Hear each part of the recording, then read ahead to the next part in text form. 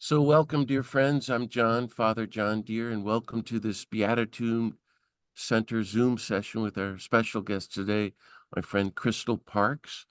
You can find many other great upcoming Zooms at beatitudecenter.org. First, let me remind everyone, please, to mute themselves, and I'm hoping Kristal will speak for a good while about her story, and then we'll have some time for comments or questions. But I will send out the recording link, and Kristal will tell you how you can be in touch with her if you want to continue to talk with her.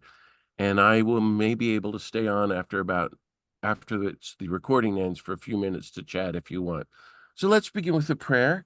So I just invite everybody to take a moment of silence and take a deep breath and relax. Notice how you're feeling today, and enter into the presence of the God of peace who loves you infinitely.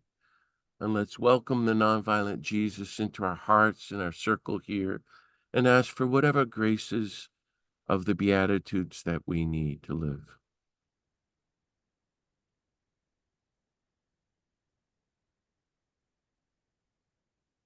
Beloved God, thank you for all the blessings of life and love and peace that you give us. Thank you especially for the gospel of peace, love, and nonviolence, and for the nonviolent Jesus. Be with us now as we reflect with Kristal about our own life journeys as peacemakers. Disarm us, inspire us, renew us, strengthen us, and send us forth that we might live out your Beatitudes and live your Sermon on the Mount and walk your way of universal love and universal compassion and universal peace, that we might welcome your reign of peace and love and nonviolence here on earth and be who you created us to be, your holy beatitude peacemakers, your beloved sons and daughters. We ask this mighty blessing in Jesus' name. Amen.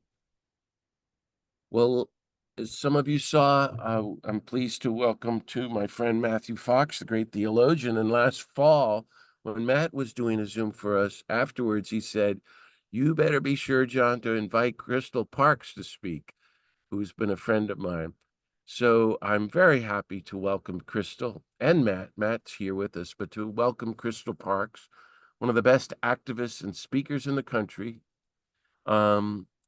to share with us some of her story and her lessons and her wisdom. She's a longtime peace activist, spent 10 years working against nuclear weapons in particular, spent time in jail, then spent time studying under Thich Nhat Hanh, spent time in Guatemala as a human shield. You're going to hear a lot of this, working in refugee camps in Southeast Asia, and then changed to work on protecting elephants, and went to Africa and started Pachyderm Power, she'll tell you about, to work to stop the extinction of elephants.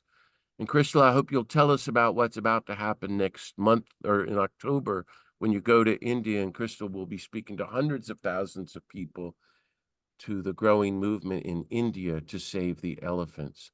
So I wrote to Kristal and invited her to share her story and her vision and her wisdom of peace, love, and nonviolence. And happily she agreed. So I'm going to mute myself. Kristal, the floor is yours. You're among friends. So, dear friends, please join me in giving a very strong, wild, loving welcome to Kristal Parks, our teacher for the day. You're very welcome, Kristal, to the Beatitude Center. Thank you. Well, it is a delight for me to be here with everyone. Thank you so much for this invitation, John. I want to start out and tell you all something, which is I have a very naughty brain who likes to make me forget words sometimes. And I've been to the doctors, I've done the MRI, I've done all the tests, and the doctors tell me, well, I don't have dementia. Yay. But what I do have is what they call delayed word retrieval. So if you see me struggling, trying to think of a word, you'll know what's going on, that my naughty brain is acting up. So I want to start off with sharing with you that a bit of time, just a little bit of time after Phil Berrigan died, I drove from Denver, where I live, down to Colorado Springs, where the wonderful peace activists live there. And I was going to be spending the weekend there. And I was in great grief over losing Phil. And I was taking this cassette player with Phil speaking on it to our gathering with the intention that we could listen to Phil. Well, the host for the evening had another idea in mind. She wanted to play a different cassette by a person that I'd never heard of. So I was kind of disappointed, but I went along with it. And so she turned on the cassette. And as the speaker started talking and talking and talking more, he was fantastic. I loved what he was saying, and I loved how he was saying. And I didn't feel like we were totally lost without Phil, because now we had this new guy I never heard about. Well, it was Father John Deere. And this is the cassette that was played on that day. I was so excited about John that they actually let me have this cassette. So thank you. Thank you, John. And thank all of you for being here. So I want to share with you a picture. I'm learning how to do pictures. So give me a minute here. Here we go. When I was 7, my family moved to Mexico City, where my father was going to work. And we lived, let me get back. Okay, there. And we lived in a house in a nice neighborhood. And just a few blocks down from us, there was a small shopping center with a pastry store. Well, I just love Mexican pastry. So every Saturday, or almost every Saturday, when I would get my allowance, I would go down there to buy my favorite pastry. And along the way, going and coming back, I often walked past an indigenous girl who was about my same age. And little by little, we would say hello. She was very, very warm and friendly and would say hola. And then we got to talking, and then we became friends, real buddies. I loved her a lot. And I brought her to my home one time, and she brought me to her home one time. Well, her home was a huge piece of cardboard hanging over a rope tied between 2 trees in a ravine. That's where they lived, under the cardboard. Well, I didn't mind that she didn't have clean hair or shoes. And she didn't mind that I did have clean hair and shoes. We knew nothing about classism. All we knew is we sure had a lot of fun together. So one day I invited her to, I'm going to turn the heater down, or I'm turning the thing down. It makes too much noise. So I invited her to go swimming with me at the country club my parents belonged to. And it was in August, and August is a warm day, but it was clouded over, and so nobody was in the pool. I loaned her my spare swimming suit. And so we had the pool all to ourselves. And we were just having a blast, jumping and screaming like girls do at that age. And I was teaching her how to swim. And we were just having a great old time until the portero, the guard, noticed that she was there.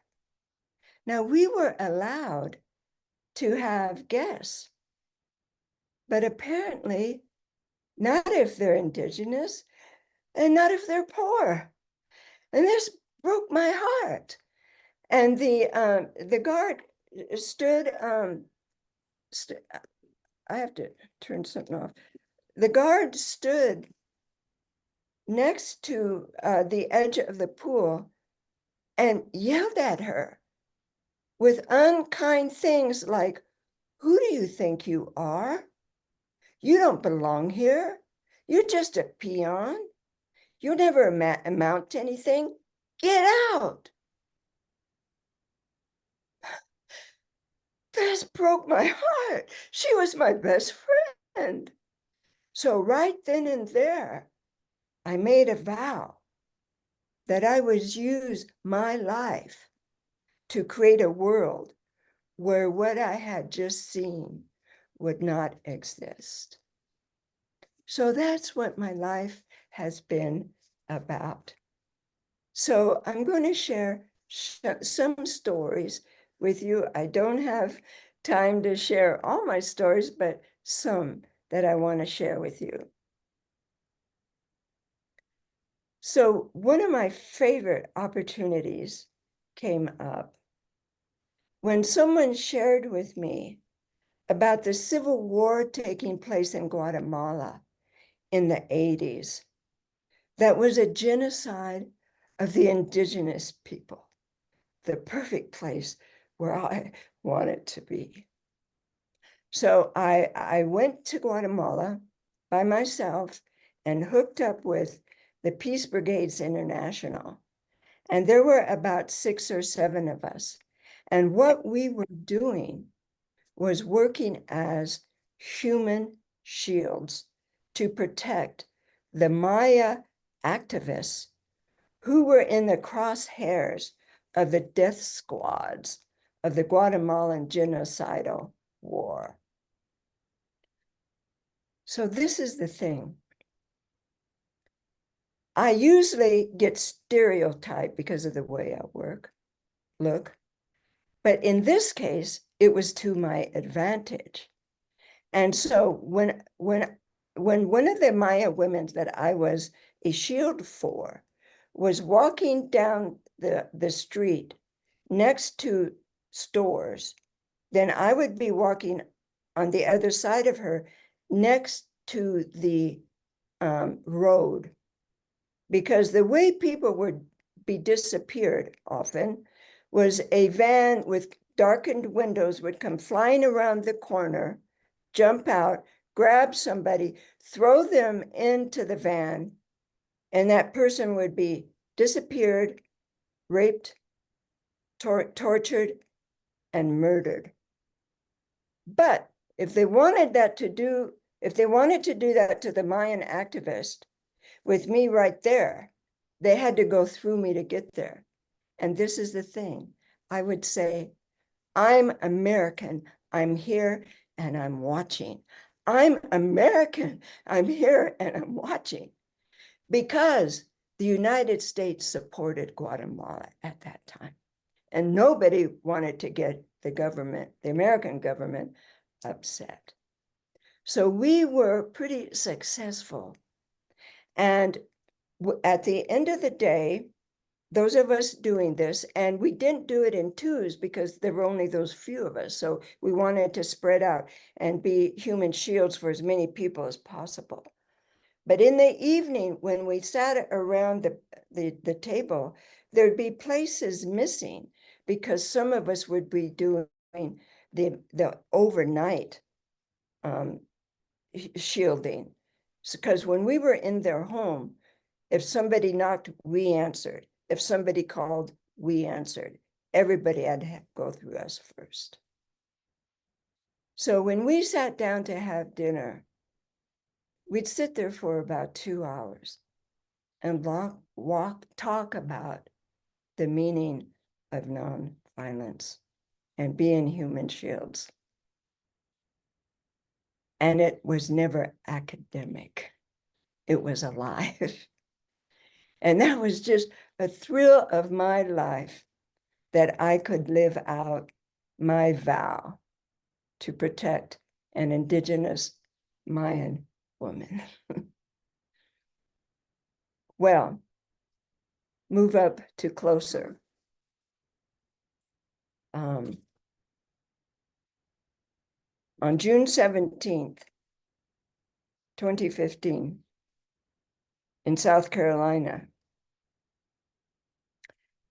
there was a white supremacist who went to this church called the Emmanuel AME, AME being African Methodist Episcopal. It was evening time, and they were about to have a Bible study. So they invited this white guy in with warm hearts and open arms.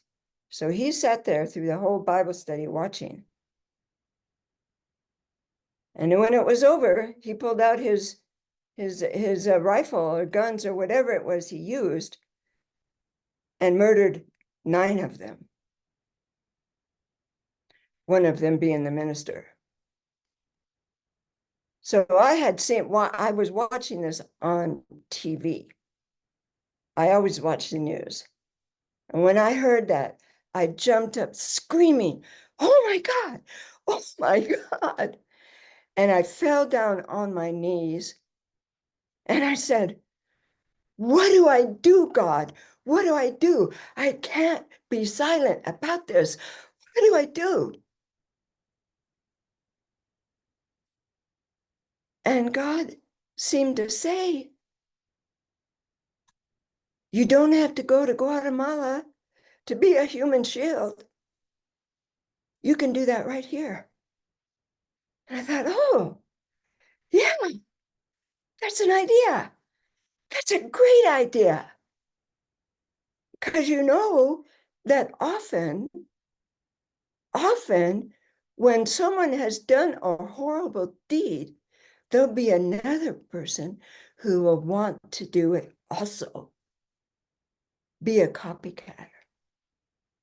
So I thought there may be a copycatter in the state where I live, Colorado.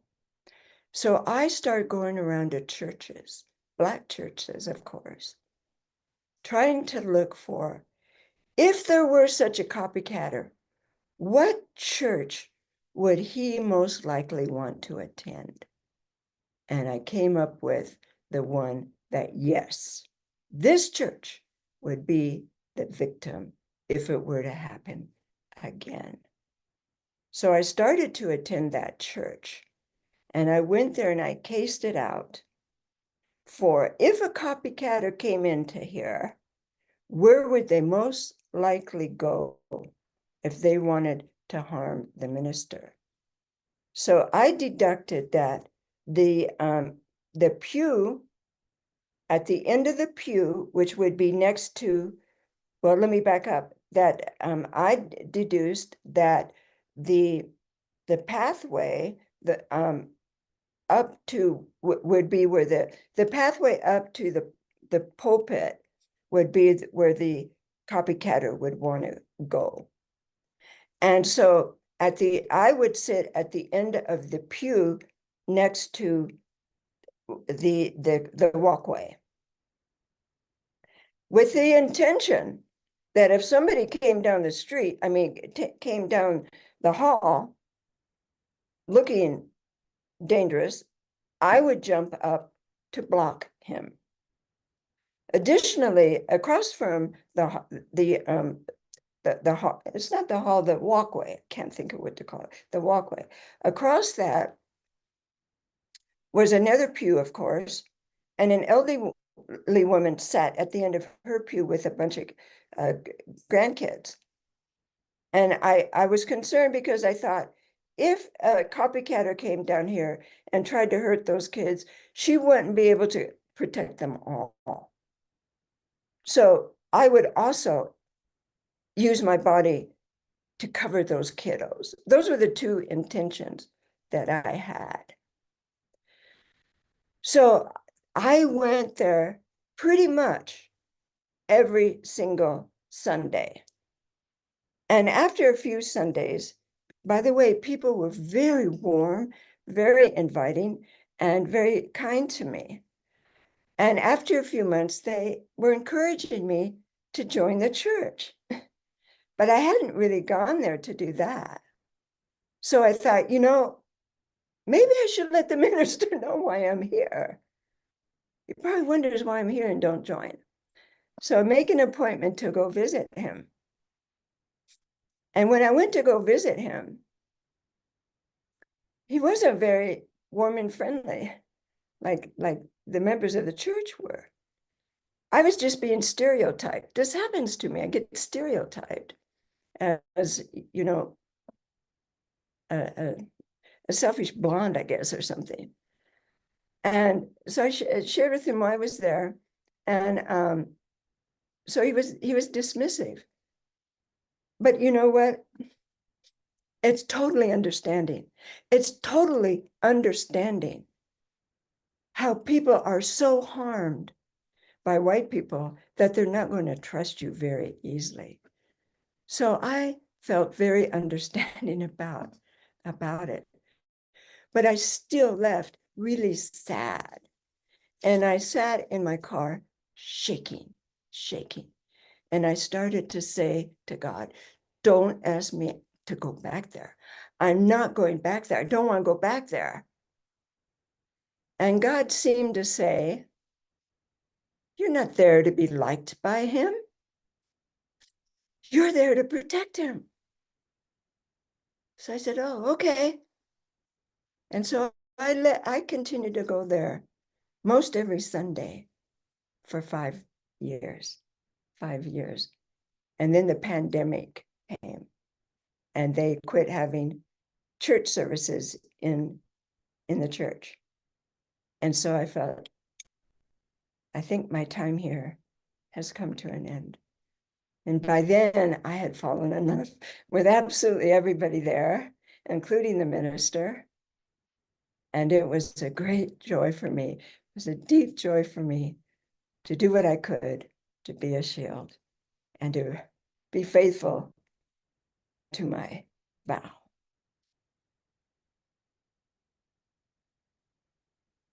So another thing that I did on those Sundays, many of those Sundays, after church was over, I would go visit immigrants in detention at the ICE detention, meaning Immigration, Customs, and Enforcement. It wasn't a detention, it was a jail. And so I'm going to show you a picture here of what where I would visit him look like.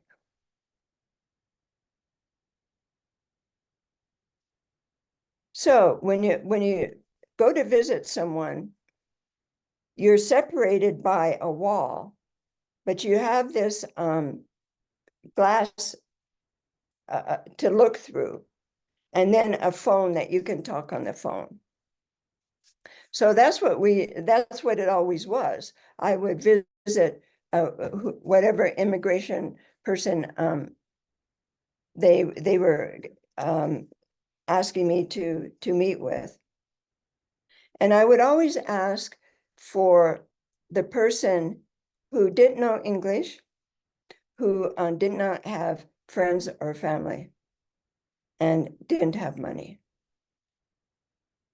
And so that was my desire, because for one thing, I'm bilingual and bicultural. So I could I could help out with those who didn't speak English. So there was this particular guy who had really suffered a lot in trying to get here, walking most of the way. And his name was Kristal. And they had put him in suicide watch because he was treated so terribly and so badly. He really didn't want to live. So they put him in suicide watch and allowed me to visit him.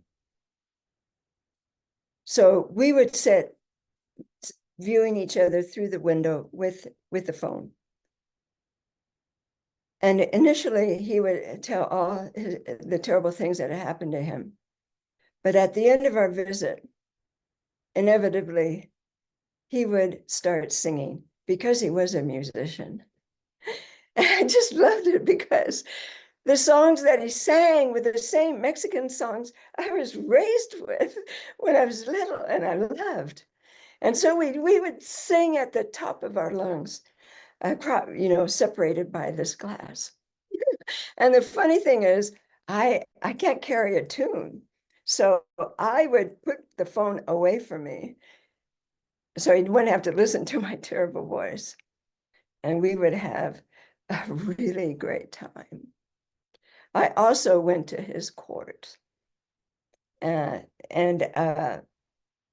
can you imagine not knowing English, having to go to court, and no friend there, no family to greet you, to support you? So that was a thrill for me to do that. So when the pandemic came, they also quit letting the prisoners have visitors. So that came to an end too.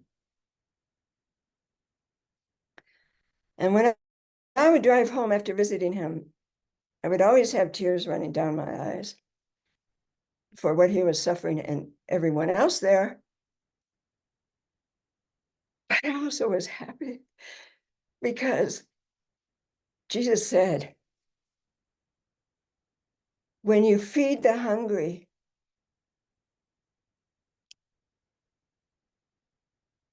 and heal the sick, and visit those in prison, you're doing it unto me.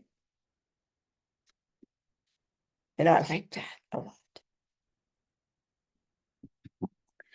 So now I thought maybe I'd move over into what it was like to fulfill my vow by breaking into Lockheed Missiles and Space Company.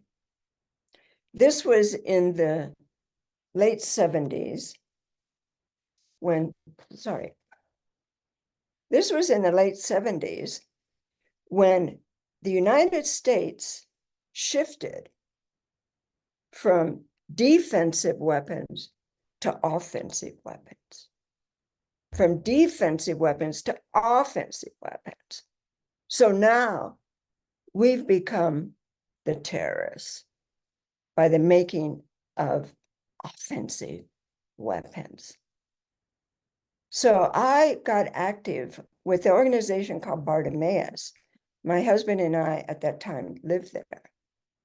And so we, with other nonviolent activists and peace activists, were trying to alert Americans about what was happening right here under their nose and with their taxes. Which reminds me, by the way, I've always lived under the taxable income level. So that not one single penny goes to buying and paying for war and bombs. So we were trying to let people know what was happening. So we spoke at different venues, we wrote, we went on the radio. Nobody seemed to care. So we decided we need to do something to kind of wake this up. And I think that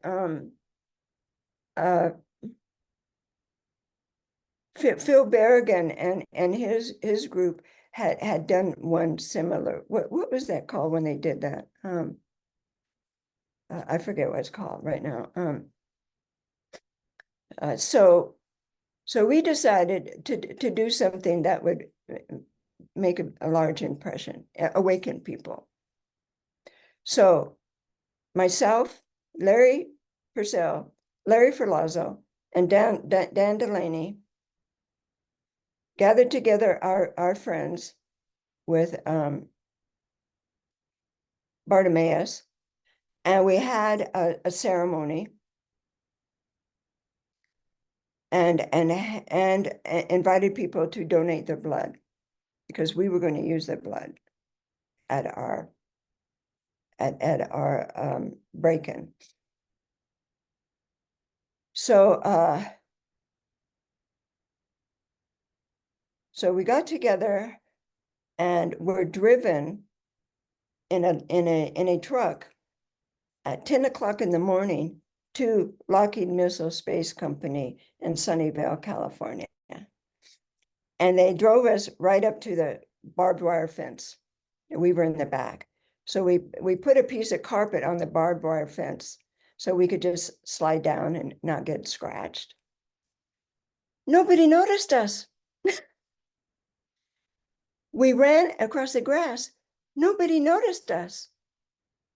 Then we went around to the back of the building and reached for the handle, and the door was unlocked. This is a plant making the Trident missile for bombs. And it was unlocked. Wow.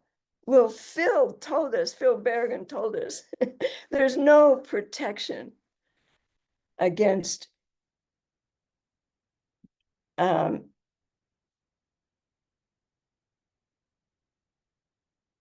peace activists. No protection against peace activists. So I want to tell you about the Trident missile. It has 12 bombs, and each bomb is 7 times more destructive than the bomb on Hiroshima. Therefore, one Trident missile equals 84 Hiroshima bombs.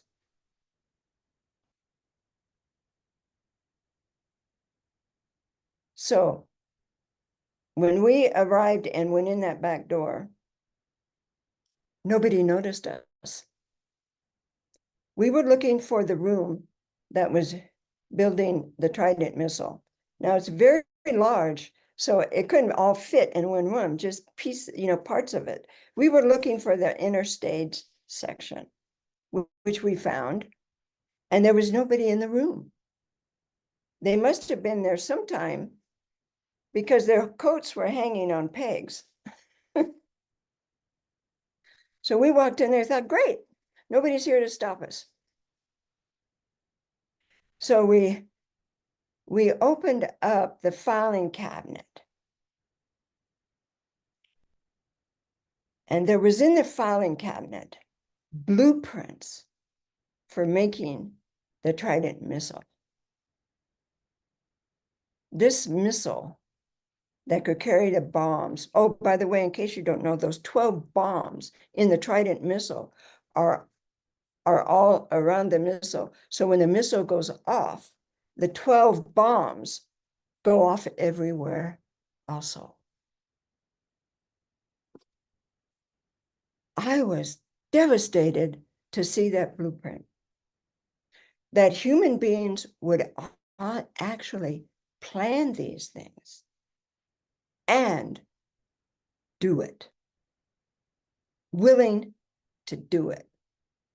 I lost my innocence that day. So we took the blood that was donated by our supporters. And well, first we spread the blueprints all over the floor and then splattered them with the blood,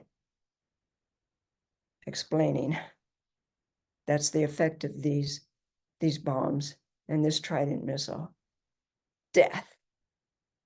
And then we took blood and drew on the wall, choose life, not death. Nobody noticed. We could have left. We could have left right there, but we believed in paying the consequences for our actions. So we just sat down and read from scriptures where it says, expose works of darkness. And that's what we were doing, exposing works of darkness. So I have another picture to show you.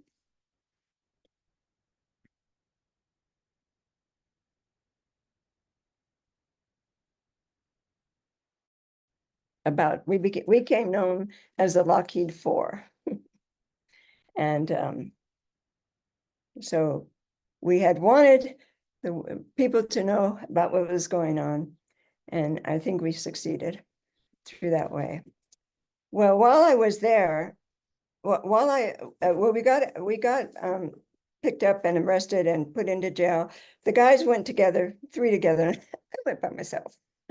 And one day, a female lawyer, actually the sister of one of my co-workers, came to visit me, and we sat in a small room together. She was a lawyer, so you're allowed to do that. And she was there offering to give me free legal advice and defense. And I asked her, we were being charged with 8 years. We were facing 8 years. So I asked her, if I defend myself, will I get the 8 years? And she said, yes, you'll get the 8 years. You'll get all of it. And on the table, there was a newspaper, and there was a picture of these swans swimming in this pond. Now, this is the thing. If she would defend me, she would be defending me on basis of legality. If I defend myself, I can choose to defend myself on the basis of morality. And I looked at the picture of those swans, and I asked, are they worth 8 years of my life? Because when those bombs go off and I try to missile, it's going to be ecocide, genocide, omnicide, death of all things. So I said to myself, yes, they're worth 8 years of my life. And so I told the wonderful lawyer, I'm going to defend myself so I can speak from my heart. The morality, the immorality of what is being done here. So we were all given different sentences. And they tell me that the judge had tears in his eyes when I made my own defense. Can you guess how many days he gave me? 60. Give me 60 days.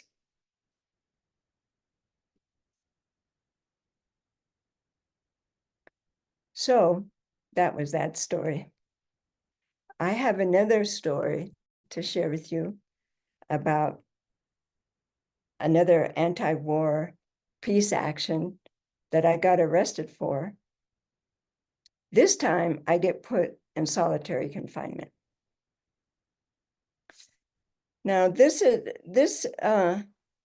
the thing about solitary confinement.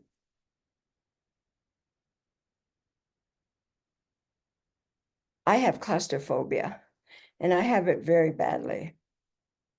And where we were, there was 4 cells. I was in the 3rd one. They did not have bars on them. They had metal doors. So that made me even more claustrophobic. And partway down the door was a slot, and with a ledge in it where they could put the tray for food. So, and the other thing is, we were only allowed to get out once a day for 15 minutes to take a shower, and it had to be done before 7.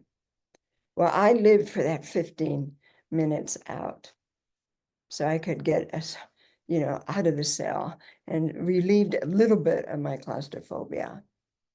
And the other prisoners were very, very loud, and would watch the TV. The TV hung down from the ceiling and into the space where the showers were.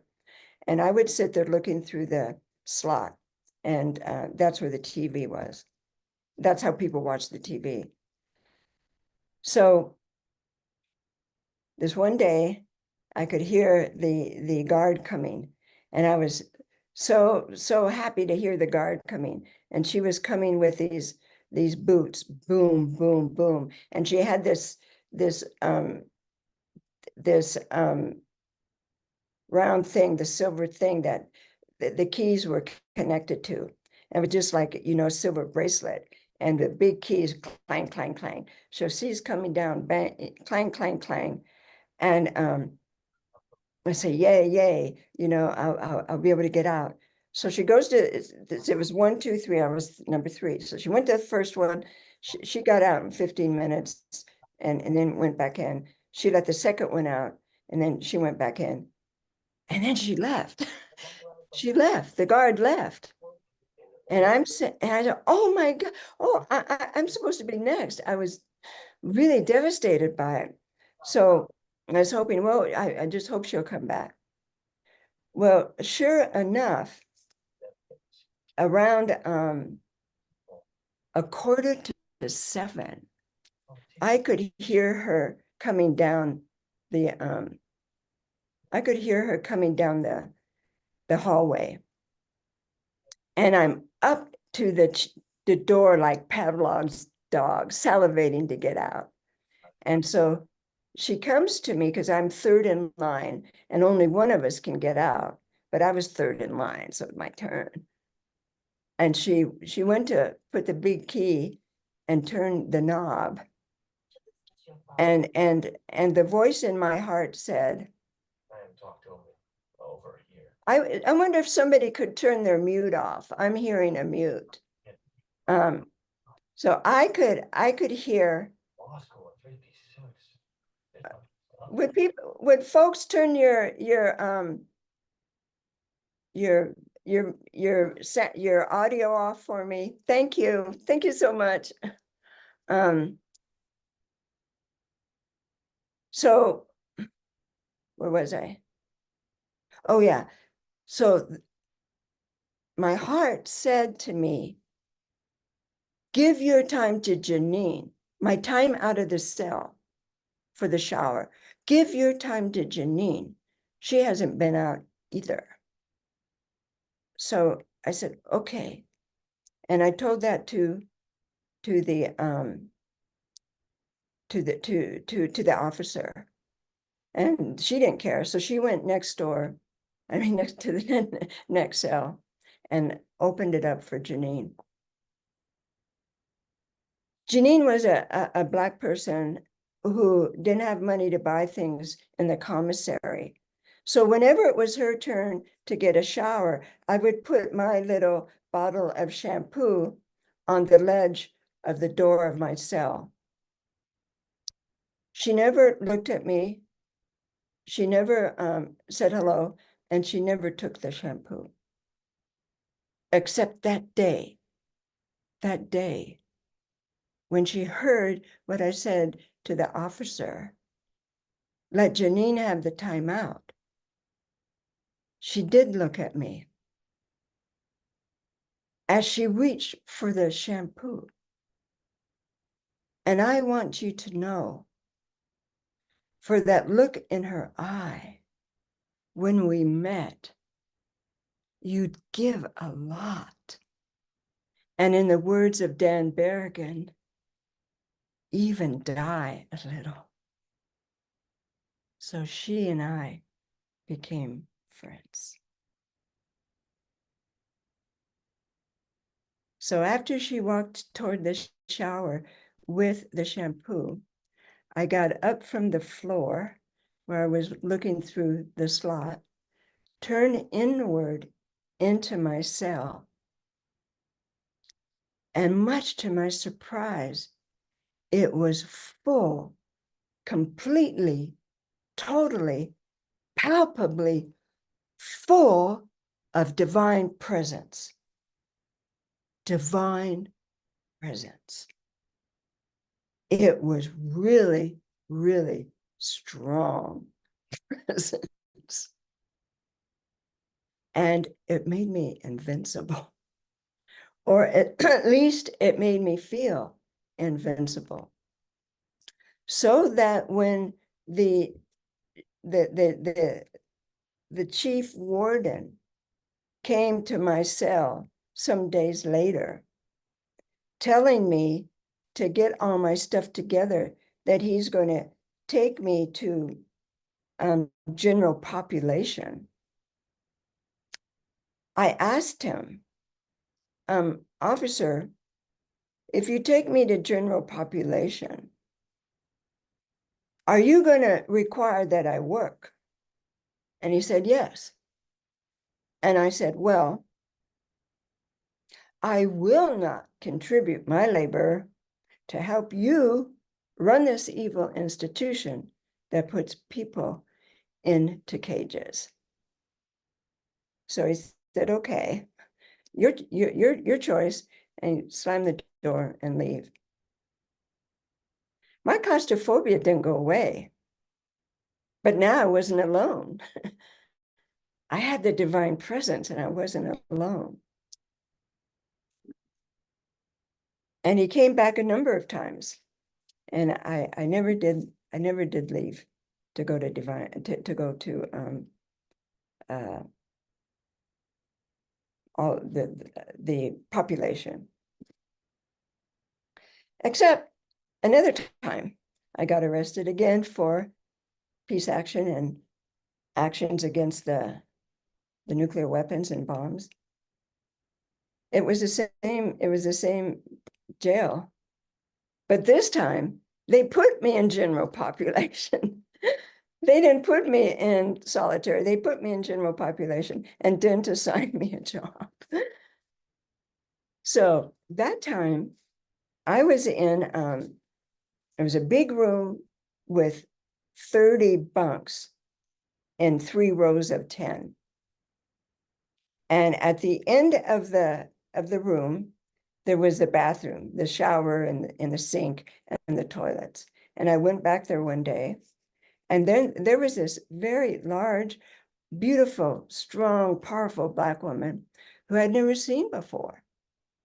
So I went up to her and I said, hi, my name is Kristal. I've never seen you before. Did you just get booked in today? And she looked at me, took a few steps back, put her arms across her chest, looked me up and down and said, don't you be talking to me.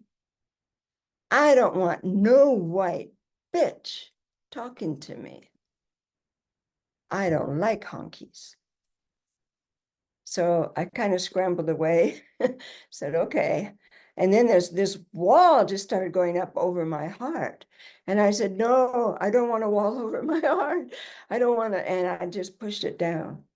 But I honored her request. So sometime later, some weeks later, I was on my bunk in this room with 30 people. And a few bunks over, another Black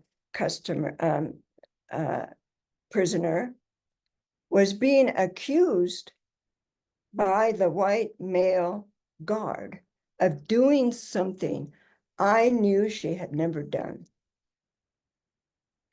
So I'm sitting there, well, what am I going to do? She hasn't done this. They're going to put her into isolation, is what they call it. Isolation. Isolation is worse than solitary confinement. What am I going to do? So I said, well, I get to tell him she didn't do what he's accusing her of. So I went over there and I said, sir, Sugar, that was her nickname. We all had nicknames in prison. I said, Sugar didn't do what you're accusing her of. So he said, with no little contempt, if you don't like it, write a letter. And he took her off. So I go back on my bunk and I'm sitting there wondering, what do I do? Because I know she didn't do what he's accusing her of. What do I do? You can't do too much when you're in jail. I was lucky he hadn't put me in isolation with her. So I decided to go on a hunger strike. And I wrote a note to the chief guard, warden, and I said, what's his name? I forget his name now. The guard is accusing Sugar of doing something I know she didn't do. And therefore, I will not eat again or drink except water until Sugar is released from isolation or I'm released from the jail. I hadn't gone to trial yet, so I didn't even know how long my trial, how long I'd be in jail. So outside, there was a hallway outside the big room, and there was another room on the other side. And so the wall facing the walkway was not a wall, it was glass. So people walking down to go to the mess hall could see me in there. So it got known that I was doing this. And one day I'm sitting on my bunk, and the woman who had told me in the bathroom, I don't like honkies and don't talk to me, came and sat on my bunk. Now, this is the thing about bunks. That's all you have. That's all you have for your space. And nobody comes and sits on your bunk unless they're your best friend or you've invited them. She came and sat on my bunk, looked at me straight in the eye, and told me her whole life story from beginning to end. And it took a long time. And then she got up, looked at me in the eyes, and smiled and said, "We'll talk again." And we became friends, she and I. So for me, the lesson from those two encounters that I shared with you, for me, it says, caring for those who are suffering, in this case, Black people, and going the extra mile makes a difference. And I personally don't feel that we're going to have racial justice without white people making a difference, going the extra mile, and maybe even be willing to die a little. So that was a little summary of some of my actions for peace. And now I'm going to talk about living for 2 years in the forest. And I'm going to start with reading from you a chapter from my book, and it's called The Great Guffaw. Once upon a time, before there was an earth, God, who loved to laugh and tell jokes, called together all the heavenly hosts to tell them the most incredible, funny joke that had ever been uttered. Gathering all around, God spun the tale. The angels sparkled with delight, awaiting the punchline. When it came, God leaned back and let out a huge guffaw that thundered throughout the whole universe. Out of the mirth and merriment of that holy guffaw, the earth and all within it was created. Now, some people call it the Big Bang, but it was really the Great Guffaw. Now, if you sit very quietly and for long enough under a tree or by a spring, you will hear the trees, the grasses, animals and birds still giggling in remembrance of that great creative guffaw.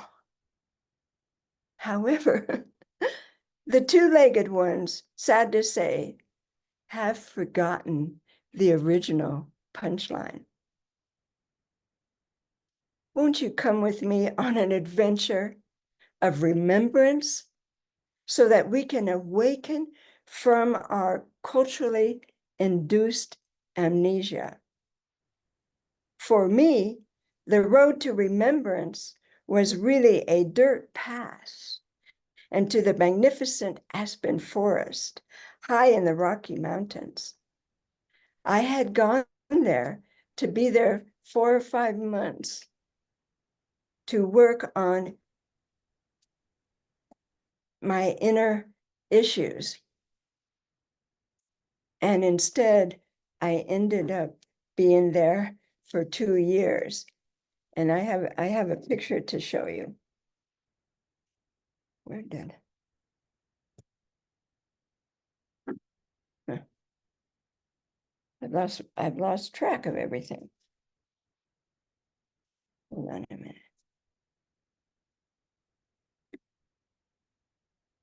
Hmm.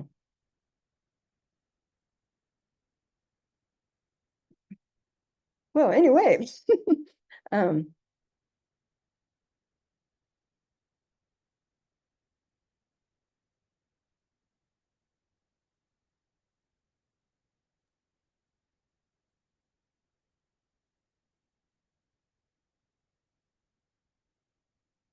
so could you see that?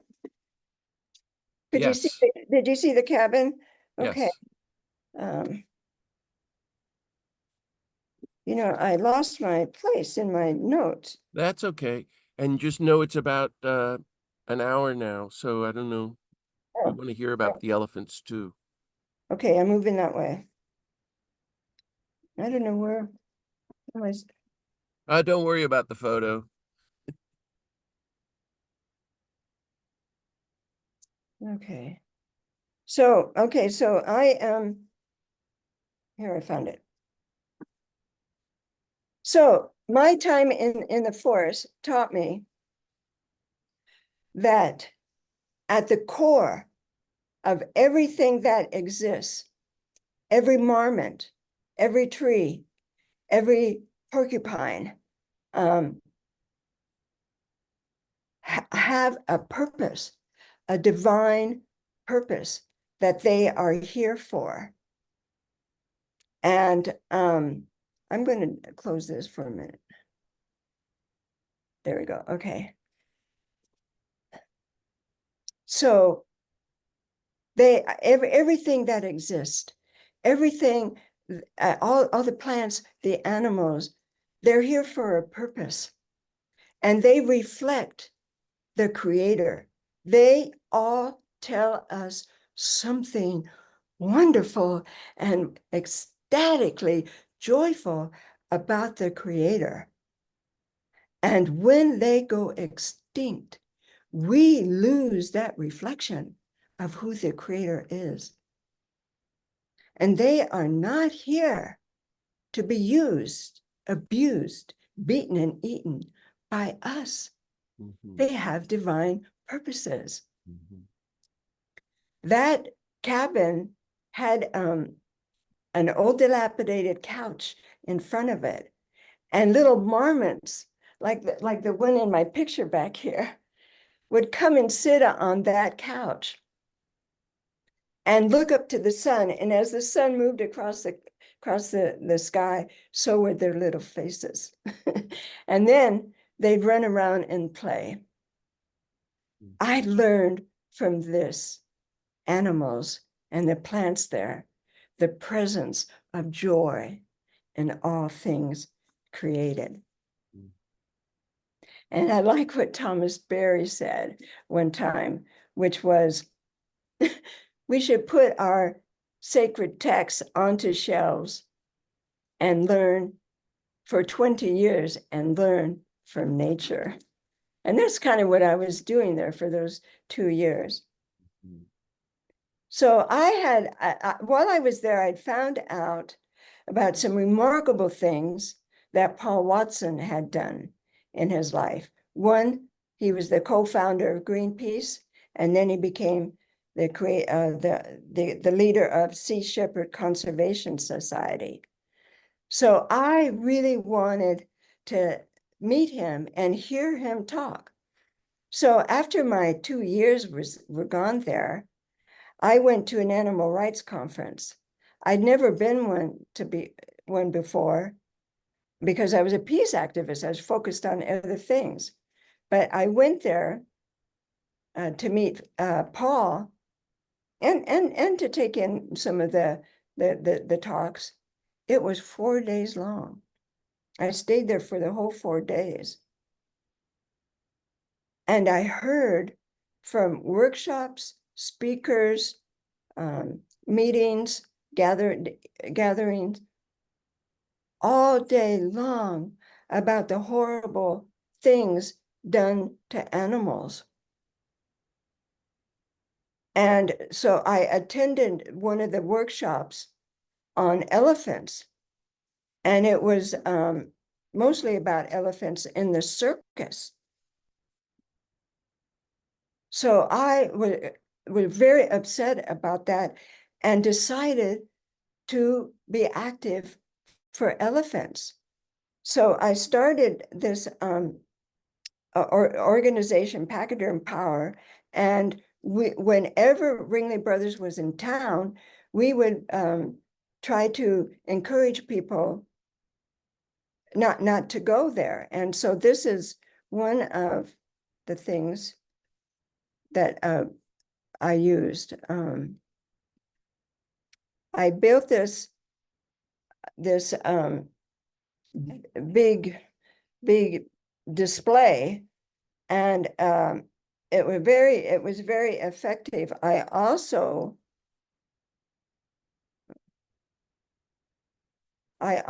did a hunger strike. Where's that at?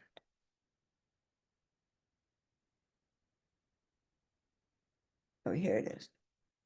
So I did a hunger strike in a cage. Ringley Brothers was in town for 12 days. They did 18 shows, but they were there for 12 days. So I went on a water-only hunger strike for 12 days. And then later, couple of years later, I went to Washington, D.C. and did that hunger strike in front of the Chinese embassy. Some of the Chinese people, not everybody, but some of the Chinese people are killing elephants, and they're the highest of all in killing elephants. So I decided, okay, so we worked for I worked for 12 years to get elephants out of the circus, and trying to do that with other people as well, like Greenpeace and yeah, other groups. And we succeeded. Ringley Brothers closed down. I didn't want them to close down. I just wanted them to stop using and abusing animals. And so I decided I wanted to go to Africa and find out who elephants are in the wild, apart from us. So I went to Africa in 2005, all by myself, didn't know a single soul, walked off the plane into a sea of African faces and felt totally at home, totally at home. I had the greatest time ever there. And I want to tell you something. I had the best kiss in Kenya of my life. And I just have to show it to you. My best kiss. of all in Kenya.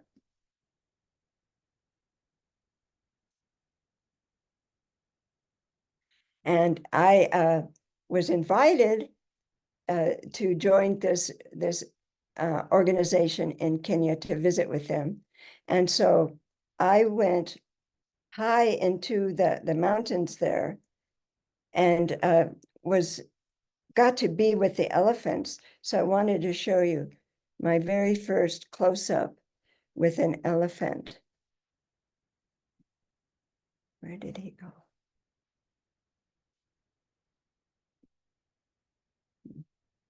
Here he is. Isn't he gorgeous? He just looked at me. He didn't charge me.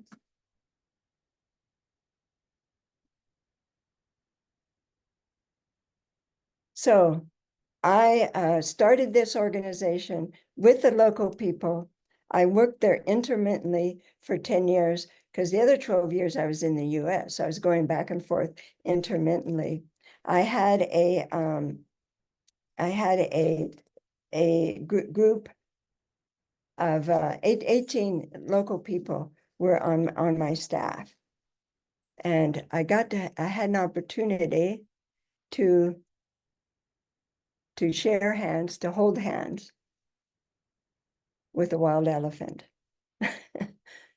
Isn't he sweet?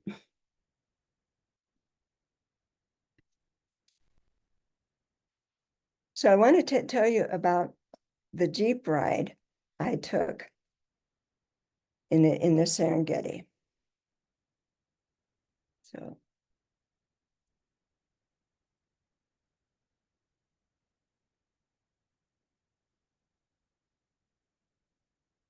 So I wrote down about my experience in the Jeep. So I wanted to read that to you on that day.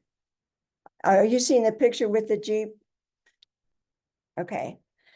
I was in the middle of a lush African jungle, bumping along in a Jeep, joyfully discovering who wild elephants are with big ears 6 feet wide. It was the time of my life. One day in the wild, I came across a stunning Maasai warrior wearing traditional red cloth, beaded earlobes, beaded bracelets, and a machete hanging from his beaded belt. Wow, the surprise encounter took my breath away. Best of all, he knew all about elephants and where to find them. So we hung out with elephants. I loved it. He invited me to his village. So I'm going to show you his village. Here he is. Here he is at his village. And here I am with his family.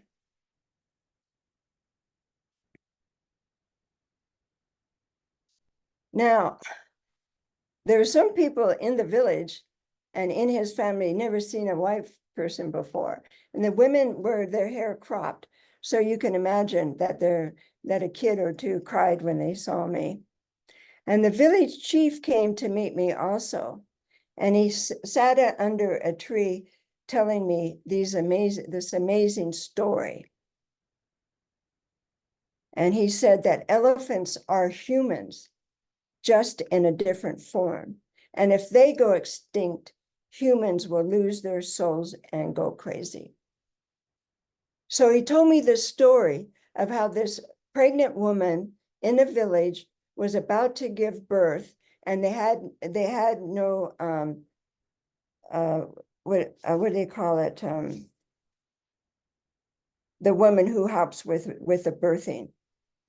So two men were carrying her to another village where they could get help to give birth. But the men, when they saw this elephant, so out of fear, they dropped the women and ran off. And she couldn't go running off because she was about to give labor. The elephant started to put hay and grass next to her. She thought he was going to kill her and then put her on the grass. But she got it that he was making a birthing bed for her out of that grass. She moved over there, gave labor to that child, had a baby right there. The elephant stayed there all night, guarding her against lions and hyenas. And when the men came the next morning very quietly, the elephant turned, lifted up his trunk in triumph, and walked off. Yes, elephants are human, just in a different form.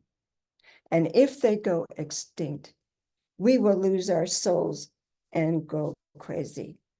I love elephants, and it breaks my heart that one is killed every 15 minutes for ivory. That's about 100 a day. But now they're also dying from the droughts. So more than 15 a day are dying. The female pregnant elephants are having miscarriages. This is the thing. More elephants are dying than are being born. Extinction is forever. So we together, my staff and I in Kenya, started schools and meeting places and to teach people about the elephants. So I'm going to show you my team in Kenya.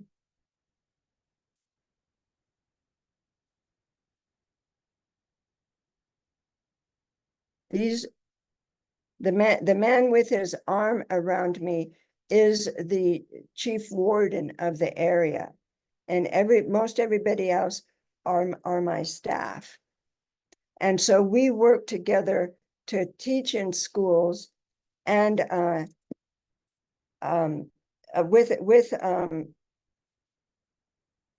well, just out in the open, also teaching school people. So I'm going to show you this other picture. And This, we got about 10 minutes left, Kristal, before we sign off. oh, okay.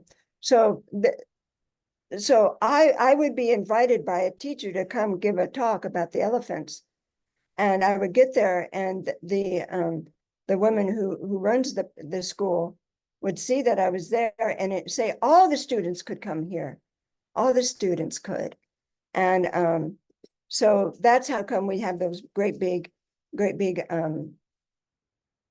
crowded rooms, because all the kids would come. And we took them on field trips because they didn't get a chance to go out and see elephants in the wild like hunters would. So that's me there taking a bunch of students on these field trips. The other thing that happened was we also spent time speaking with the farmers. So we would do these talks with the farmers. And this is the thing, the farmers just saw elephants as giant rodents who ate their crops. But after they saw, I used video. And so after they saw the video and heard the talks, we had those farmers stand up and say to everyone, I will never hurt an elephant again. And in working for elephants, you don't just work for them. You have to include the needs of the local people. So we would provide things like beehives for the local people, because that helped to protect them from the elephants, because elephants don't like beehives. So those beehives were hung up by wire. So elephants, they tried to go into their people's farm, they would hit the wire, and the wire would shake the beehive, and so the elephants would leave. And we also provided water filters for the local people, because they only had filthy river water to drink out of, because they bathed in it, and they did other things in it too. And so it was really, really a successful time there. We started elephant kindness clubs, and which is like this, huge amounts of students.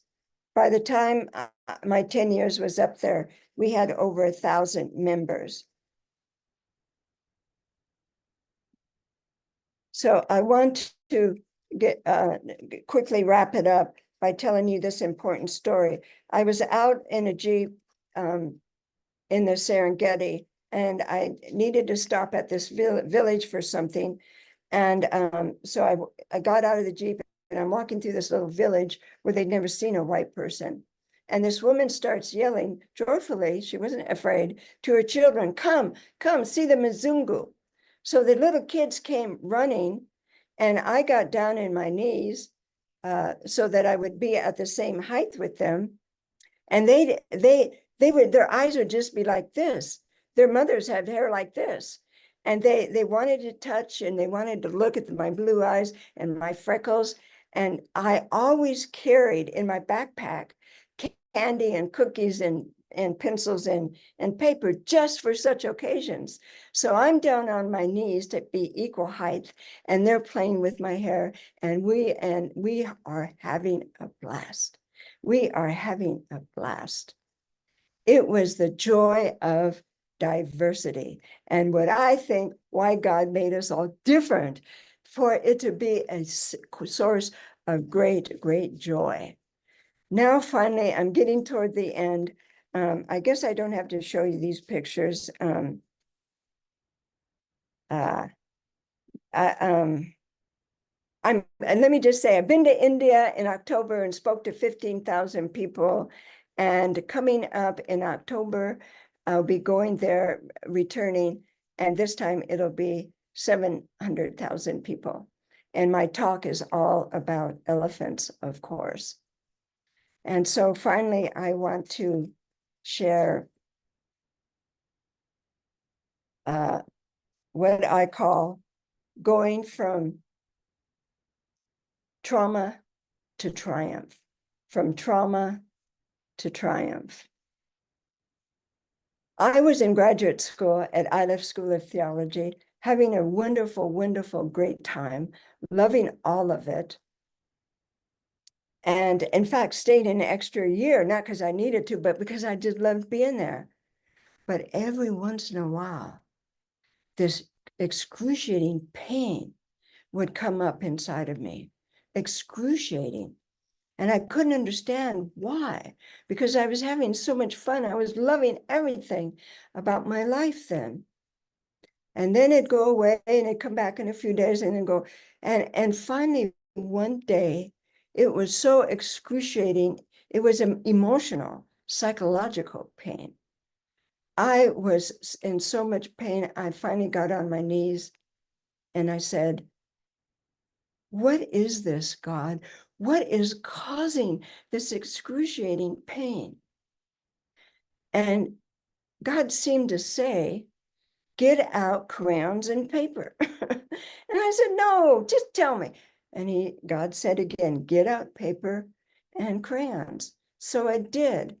I put a crayon on the paper, and the crayon drew two different pictures, both of which exposed my mother's attempt to end my life. That explained it.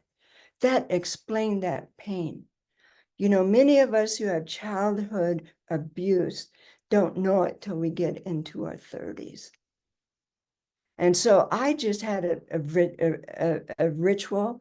I burned the pictures and lit a candle and thought, it's over. That's over. Well, it wasn't over.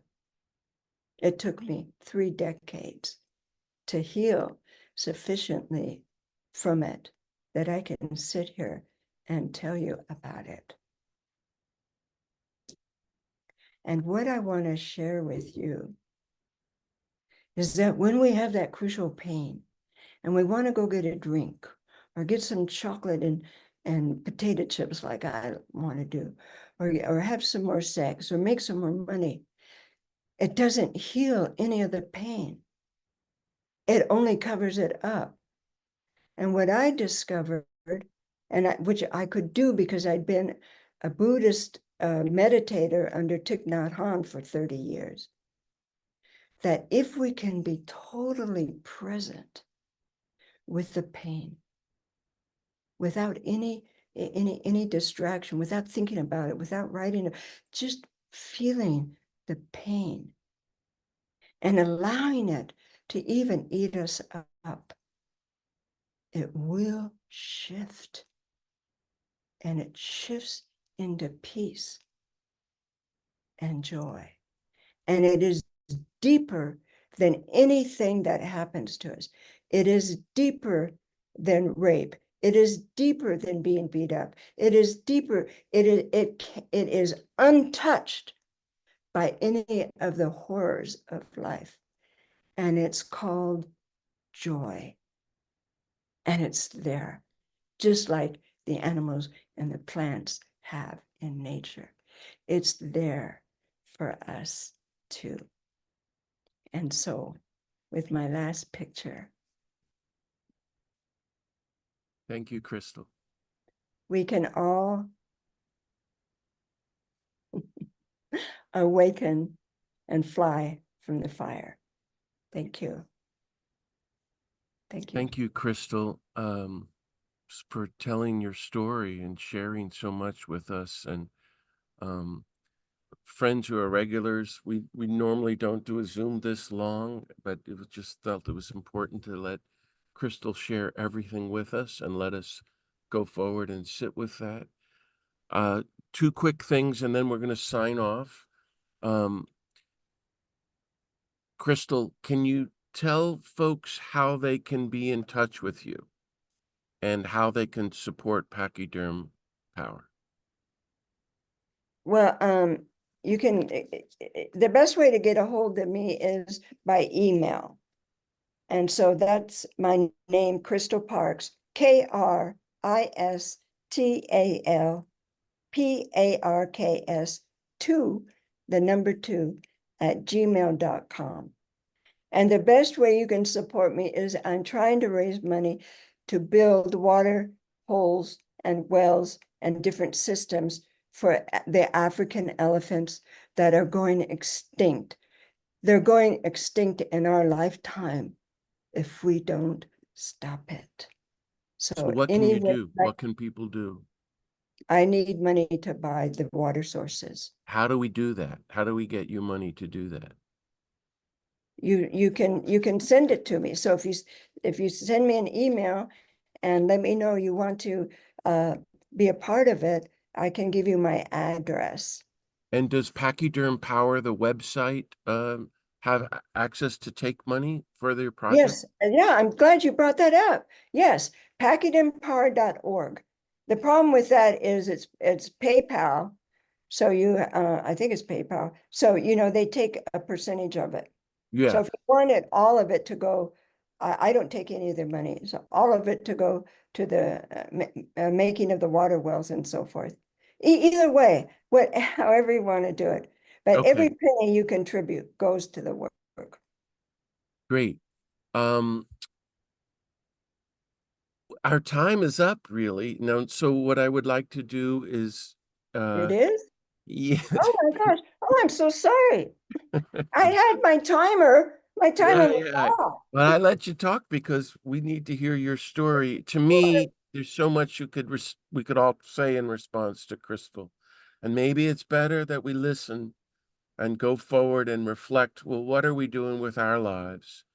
Because if anybody can tell us about the power that one person can make, the difference person can make, it's Kristal. She's been making a difference her whole life since she made that vow. And I think I would prefer to invite people to go and be with Jesus and say, okay, what am I doing with the remainder of my life to serve suffering humanity and creation like Kristal has? And what kind of vow are we going to make? And I love what Romero used to say. He said it in the minutes before he was killed. Nobody can do everything. Everybody can do something. And Kristal has done a lot of somethings. And all of you have too. But she's also teaching us to go forth and do what we can in a spirit of love and peace and joy, and that there's ways to do that, and to discover the gifts of providence in creation as we, willingly give our lives for this. It's really wonderful. I just want to ask very quickly if Matt Fox has a closing word, and it's okay if you don't want to, Matt, because we're privileged to have Reverend Matthew Fox with us today. Well, I want to thank Kristal and John and everyone who attended here has been part of this. It's beautiful, beautiful sharing and beautiful stories. I do have a question. Have you ever reconnected with your childhood friend as adults? Are you still in touch? Your Oh, indigenous friend in I never Mexico? saw her again. Never saw her again. I never saw her again. Maybe someday, Kristal. Hmm. So, dear friend, thanks, Matt, and thank you, Kristal. So, join me, dear friends, in showing a big round of applause for Kristal's sharing and honesty in her life journey, and basically a witness and a gospel testimony she gave us today about how to be human in an inhuman time. And that includes elephants, learning to be human from the elephants. It's great, Kristal, very moving. Thanks so much. So I'm going to stop the recording, but then stay on if if any others would like to. Kristal, you don't have to stay on. You're welcome to. Oh, Matt, you don't have to stay on. You're welcome to. But I am going to end the recording. So I thank everybody else. Please join me for other upcoming Zooms. Um, Melanie Harris talking about environmentalism and women of color. She's written an original book on that next month. And then Father Greg Boyle, my friend, who founded Homeboys and works with gangs in LA. He just was given the Presidential Medal of Freedom, one of the great leaders and hopeful signs of the church in the world. So two other incredible Zooms coming up in a few weeks. I thanks for all your support. God bless everybody. I'm going to sign off officially now and then stay on. So God bless everybody. Take care.